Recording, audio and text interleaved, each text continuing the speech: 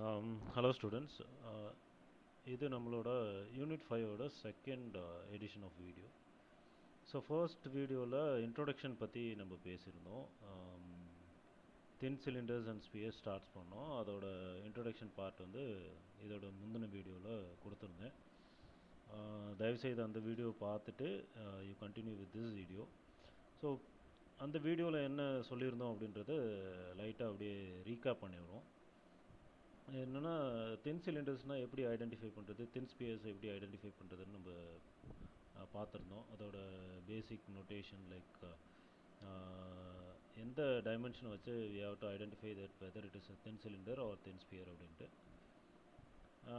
அதுக்கப்புறம் தின் சிலிண்டர் மிக முக்கியமாக என்னென்ன அப்ளிகேஷன்லாம் பயன்படுது, தென் மெயினாக அதை நம்ம எப்படி ஸ்டடி பண்ணணும் in terms of strength of materials அப்படின்றத இந்த விஷயத்தில் எக்ஸ்பிளைன் பண்ணியிருந்தோம்.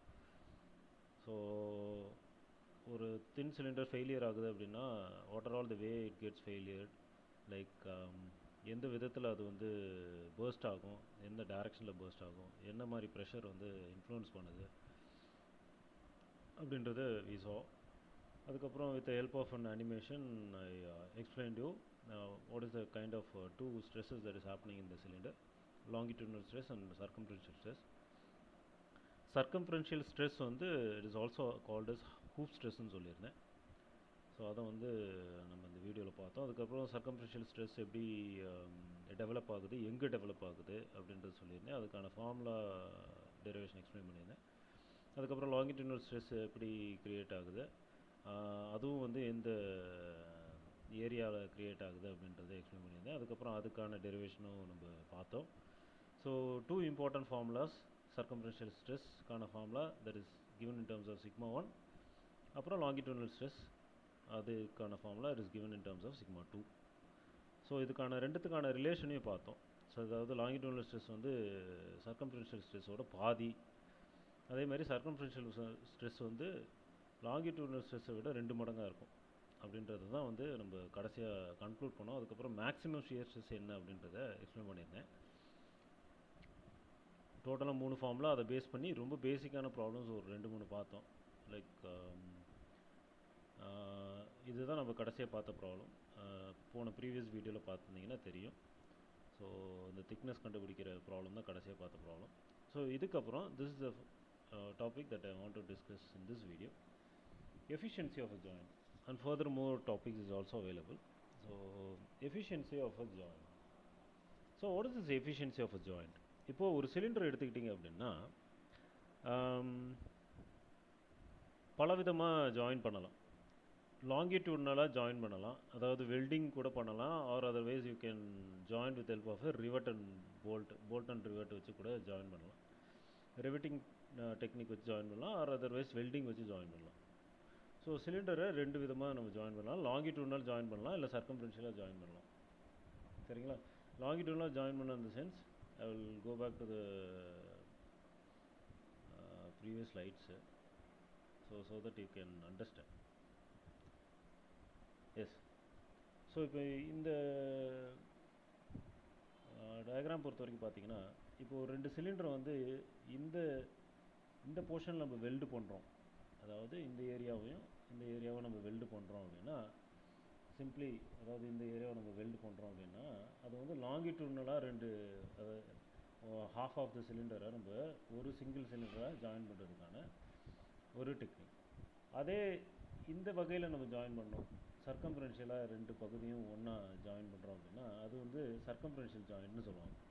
ஸோ இதுதான் 2 ஜாயிண்ட், லாங்கிட்யூட்னலாக ஒரு சிலிண்டர் ஜாயின் பண்ணுறது, இன்னொன்று வந்து சர்க்கம்ஃபரன்ஷியலாக ஜாயின் பண்ணுறது. ஸோ இந்த ஜாயிண்ட்டோட எஃபிஷியன்சி எப்படி நம்மளுக்கு வந்து இன்ஃப்ளூயன்ஸ் பண்ண போகுது ஒரு சிலிண்டரோட தன்மை அப்படின்றத தான் வந்து இந்த இதில் எக்ஸ்பிளைன் பண்ண போகிறேன். லைக் எப்பயுமே பார்த்தீங்கன்னா சர்க்கம்ஃபரன்ஷியல் ஸ்ட்ரெஸ்ஸில் தான், அதாவது சிக்மா 1 சர்க்கம்ஃபரன்ஷியல் ஸ்ட்ரெஸ்ஸில் தான் லாங்கிட்யூட்னல் எஃபிஷியன்சியை நம்ம வந்து இம்ப்ளிமெண்ட் பண்ணணும். Because longitudinal efficiency will influence the circumferential stress. அதுதானே நம்ம வந்து ப்ரீவியஸ் வீடியோலே பார்த்தோம். சர்க்கம்ஃபரன்ஷியல் ஸ்ட்ரெஸ் எங்கே நடக்கும், சர்க்கம்ஃபரன்ஷியல் ஸ்ட்ரெஸ் எந்த இடத்துல அக்கர் ஆகும், லாங்கிடியூட்னல் ஆஃப் த சிலிண்டரில் அக்கர் ஆகும். அதே மாதிரி லாங்கிடியூட்னல் ஸ்ட்ரெஸ் எங்கே அக்கர் ஆகும், சர்க்கம்ஃபரன்ஷியல் டைரக்ஷனில் அக்கர் ஆகும். அதுதான் வந்து நம்ம ப்ரீவியஸ் வீடியோவில் பார்த்தோம். ஸோ அந்த வீடியோ பார்த்துட்டு தயவுசெய்து இந்த வீடியோ பாருங்கள், அப்போ தான் வந்து you will be able to understand. So circumferential ஸ்ட்ரெஸ்ஸில் you will be putting this longitudinal efficiency. அதே மாதிரி longitudinal ஸ்ட்ரெஸ்ஸில் will be putting the circumferential efficiency. ஏன் அப்படின்ற ரீசனை இப்போ தான் நான் உங்களுக்கு எக்ஸ்பிளைன் பண்ணேன். ஓகேங்களா? ஸோ அது அக்கர் ஆகக்கூடிய டைரக்ஷனை பொறுத்து தான் வந்து ஃபார்முலா இந்த மாதிரி நம்மளுக்கு கிடைச்சிருக்கு. ஓகேங்களா? ஸோ இதோட டெரிவேஷன்லாம் வந்து நீ not C, straight away formula is more then enough to solve the problem, and the derivation is not much important. So these are all the two formulas for efficiency of the joint. So இதை base பண்ணி தான் வந்து we are going to see one or two problems. இதில் ஒரு சில விஷயங்கள் நம்ம முக்கியமாக பார்க்க வேண்டியிருக்கு. என்ன அப்படின்னு பார்த்தீங்கன்னா, எப்பயுமே கொஸ்டினில் ஜாயிண்ட் எஃபிஷியன்சின்னு கொடுத்துருப்பாங்க. ஒரு சில டைம் வந்து ரெண்டுத்தோட எஃபிஷியன்சியுமே கொடுத்துருப்பாங்க. லாங்கிடியூட்னல் எஃபிஷியன்சியும் கொடுத்துருப்பாங்க, சர்க்கம்ஃபரன்ஷியல் எஃபிஷியன்சியும் கொடுத்துருப்பாங்க.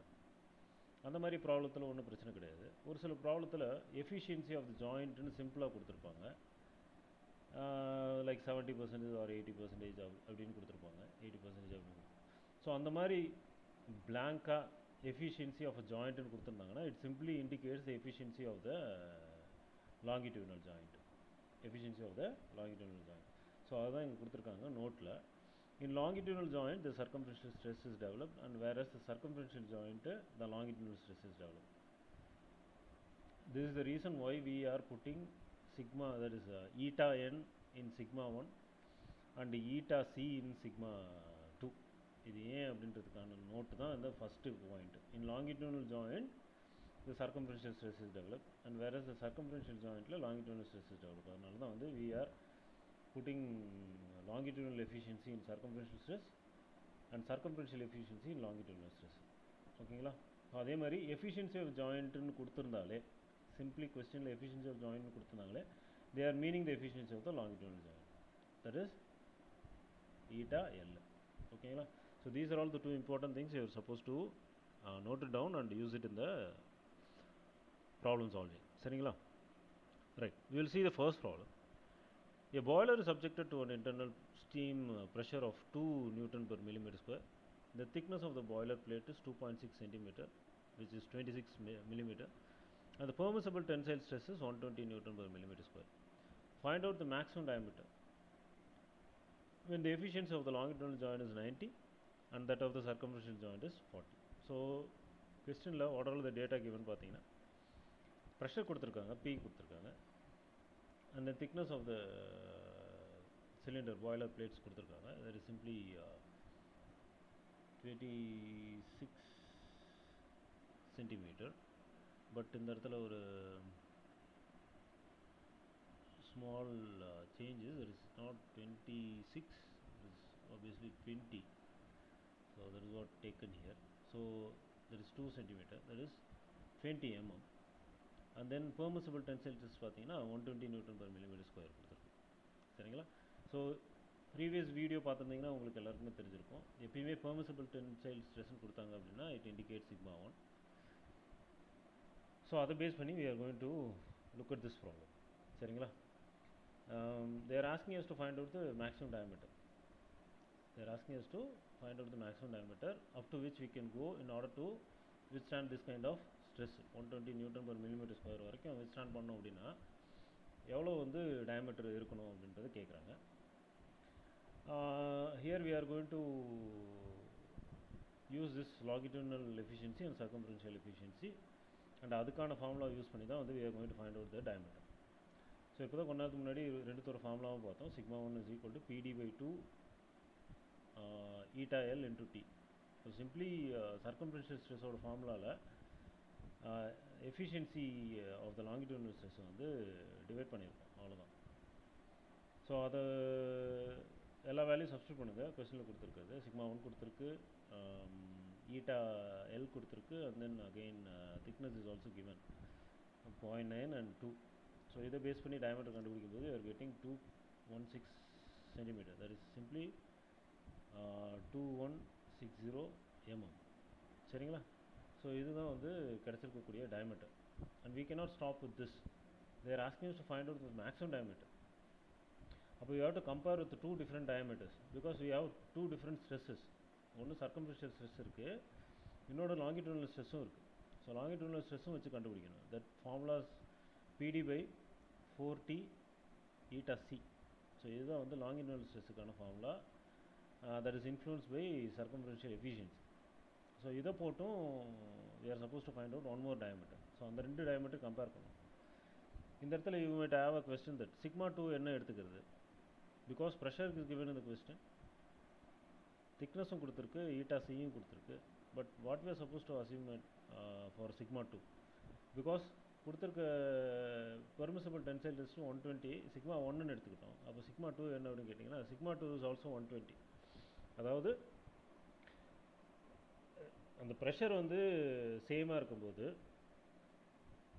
what kind of diameter we are getting from both the circumferential stress and longitudinal stress அப்படின்றது தான் நம்ம பார்க்க போகிறோம். So we are simply assuming this sigma 2 is also 120 அப்படின்னு assume பண்ணிவிட்டு we are finding out the diameter.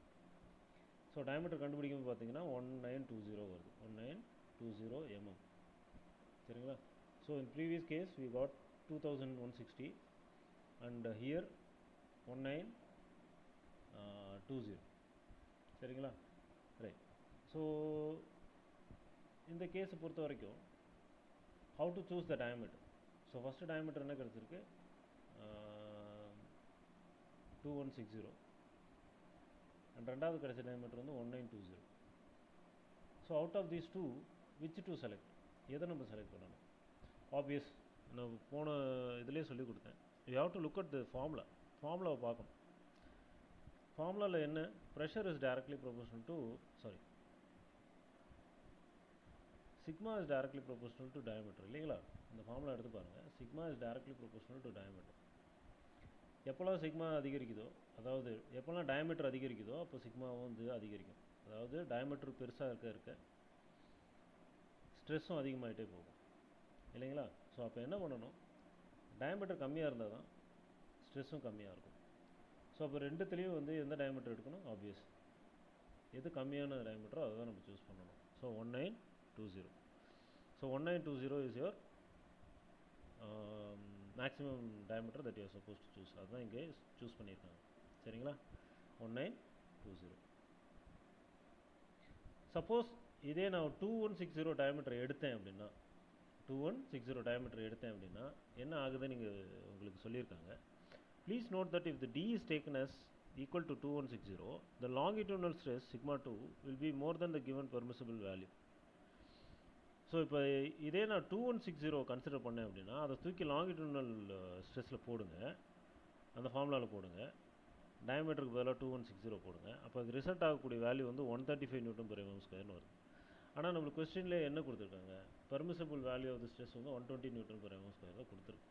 So அதை விட இது வந்து எக்ஸீட் ஆகுது 135 Nm/mm². ஸோ அதனால தான் we didn't take this 216 cm, that is 2160 mm. இந்த டயமீட்டர் நம்ம எடுத்துக்கல, இந்த டயமீட்டர் நம்ம எடுத்துருக்கோம்.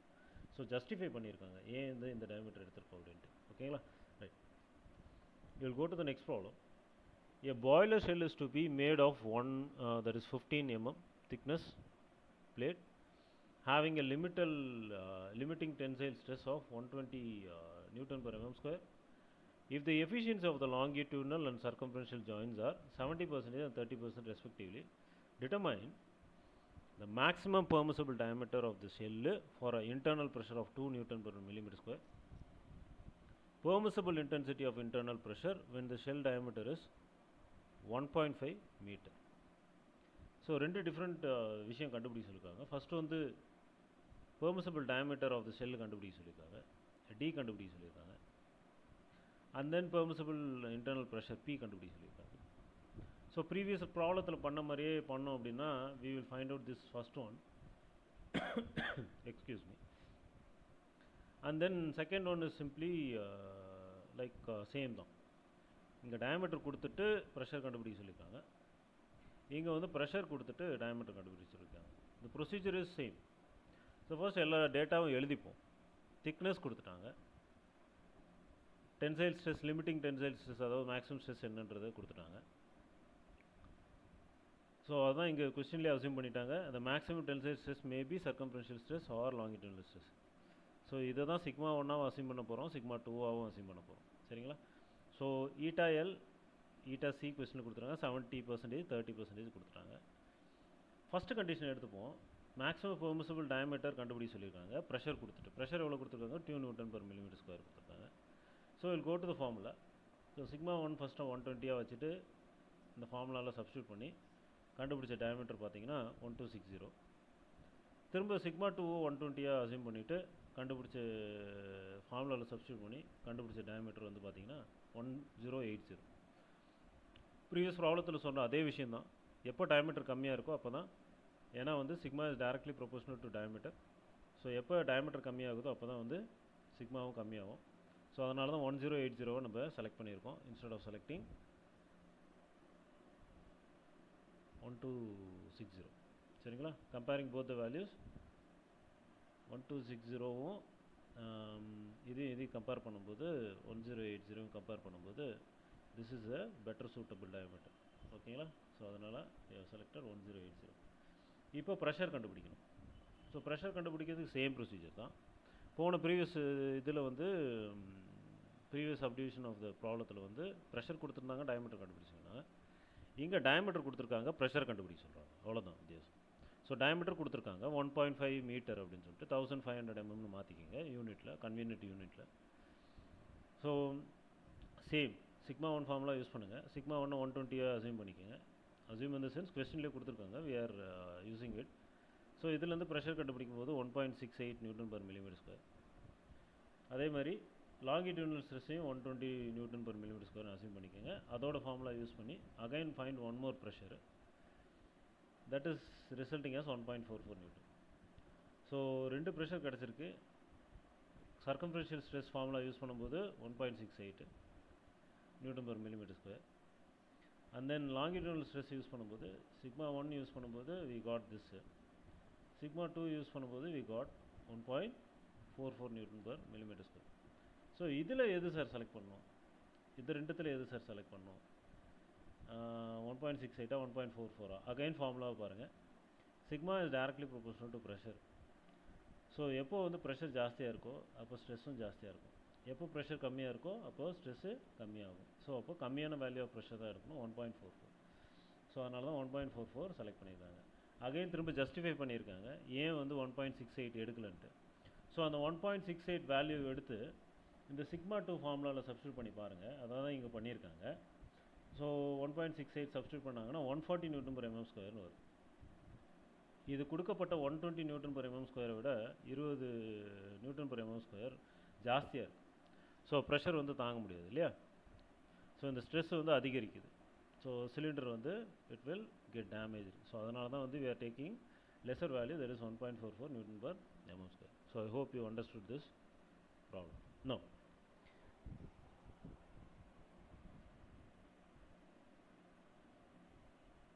so this topic I will cover it in the next video. So இந்த ப்ராப்ளம் ரெண்டும் பார்த்தது உங்களுக்கு புரிஞ்சிருக்குன்னு நினைக்கிறேன். ஸோ இது ஒரு புது டாபிக் அப்படின்றதுனால கொஞ்சம் ஃப்ரெஷ்ஷான வீடியோவில் கவர் பண்ணால் நல்லாயிருக்கும். So thank you for listening.